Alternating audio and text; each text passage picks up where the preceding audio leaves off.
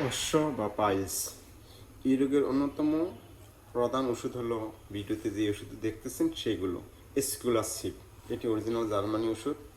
এই এসকুলাসিপের কী কী লক্ষণ থাকতে হবে পাইলসের ক্ষেত্রে, তখন আমরা এটি প্রয়োগ করতে পারবো এবং খুবই ভালো রেজাল্ট আসবে। মলদ্বারে টাটানি ব্যথা, মলদ্বারে খোসার মতো কিছু ফুটে আছে এমন মনে হবে, মানে কাটা বিদ্ধ হয়ে আছে এমন মনে হবে। কোমরে ব্যথা থাকবে সাথে, পালসি রোগীদের সাথে কোমরে ব্যথা থাকবে এবং কোমরটা সবসময় বারবার বুধ মনে হবে। মলদ্বারে চুলকানি থাকবে, মানে পায়খানা রাস্তাটা চুলকাবে। মলদ্বারে জ্বালা থাকবে। অশ্বের বলি মানে অশ্বের গুটিগুলো সেটি ভিতরেও হবে বাইরেও হবে, ভিতর থেকে বের হয়েও আসতে পারে। মলদ্বার সবসময় একটা ভেজা ভেজা মনে হবে, স্যাঁতস্যাঁতে ভাব মনে হবে এবং অশ্বের গুটিতে বেদনা থাকবে।